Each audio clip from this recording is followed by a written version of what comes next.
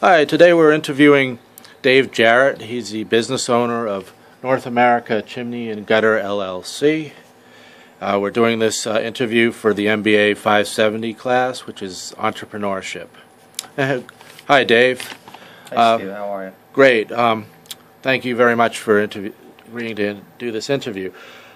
First of all, we'd just like to know what your background is and how it relates to helping you being an entrepreneur.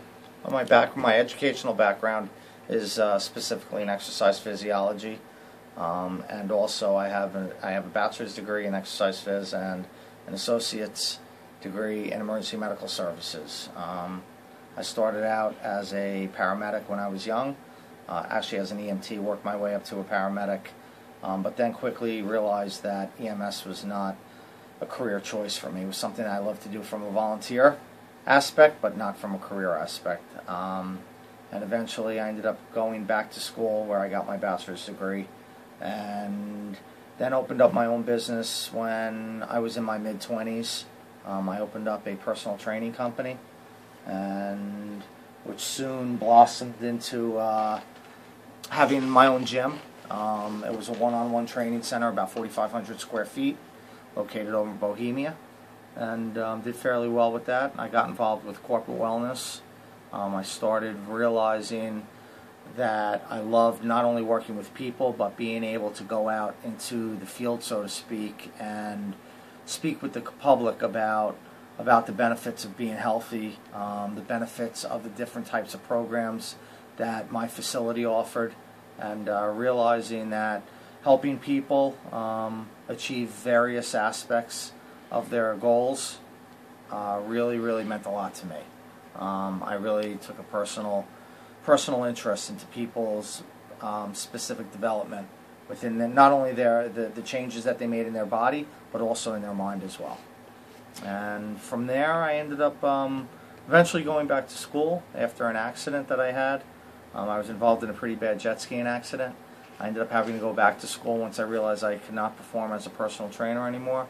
I sold my business. I had a partner in the personal training facility that we owned together, and he ended up buying out my portion, and I ended up going back to school, and ended up going back to school for computers, and realized that I hated computers, but again loved working with people, and I took what I learned in the computer industry and ended up getting involved in sales. And I started working for Panasonic, and eventually went over to Canon.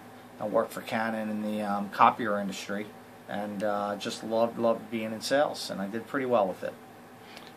Great. Well, what's your let's see. What's your plan for North America, and actually what got you decided to get into the chimney business at all, and how do you balance that plan with the reality of that things always come up? Well, I was laid off from Canon. November will be 3 years. I was laid off and really didn't know what I was going to do with my life. Didn't know if I wanted to stay in the office automation industry, specifically with office equipment. Didn't know if I wanted to get involved in another type of sales, but being in sales, especially at my age, in my mid-40s, I had already developed a base. As a regional sales manager, I had people that worked underneath me, and I got paid on their sales as well. I was at a very, very difficult point in my life because I didn't know what I was going to do. And I knew that I could sit back and collect unemployment, had a small severance pay, but I knew that I just couldn't sit still and do nothing for the rest of my life. So I decided to go out and start experiencing different ventures. And having been in the construction industry when I was young, my father was a very large contractor out in East Hampton. I swung a hammer. I did construction for him in college during the summers. As I was a kid in high school, I used to work for him. So I had experience, and I went on Craigslist and I saw a bunch of ads for in the chimney industry, not realizing what it was all about. I called up a couple of companies. They asked me if I had any construction experience, if I had a valid driver's license, which I do obviously, and I soon went to work for a company. This was last winter, and I realized that what they were doing was not for me. They were selling additional services from a very dishonest perspective. basically they were stealing from their customers. It was something that left a very bad taste in my mouth. I ended up leaving that company, went to work for another company that was doing it at a much greater scale. And what I mean by that is that they were one of the largest in the industry, but they were also doing a lot of shady business dealings. I got hired by the second company specifically not to be out in the field, but to run their sales department. And I started working for the company. I ran their telemarketing division, about 25 telemarketers, and I ran 6 of their sales reps, which specifically worked as outside sales reps. And I realized that the amount of money that could be made in the industry, I realized the amount of dishonesty that was being committed and fraud, and I realized that I could do this a lot better and make an honest living at it. And so I decided to put together a business plan. I worked on a business plan for about 3.5 months, put together a very concrete business plan that had detailed a detailed financial plan in it, as well as a marketing plan. And I started putting that to work while I was still with my former company. And my former boss found out that I had established my own company. About 2 months after I had established my LLC with the state of New York, and I was terminated from that position a lot sooner than I had anticipated, but rightfully so. And I soon just made the decision that I was going to put 100% effort into getting this going. And it's been going, my article of incorporation is from June 3rd, so I'm coming up on 4 months. I've had my office open for about 5 weeks now, and we officially launched about 2 weeks ago. Great. Let's see that.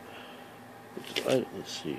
Oh, and was that? I'm sorry if I did. I ask you what do you see as your key to success? Well, I guess my key to success is just like in life: being honest, having integrity, being accountable not only to my customers but to my employees, having an open door policy at all times, and creating a fun environment that people not only are comfortable working in, but look forward coming to work, and compensating them accordingly.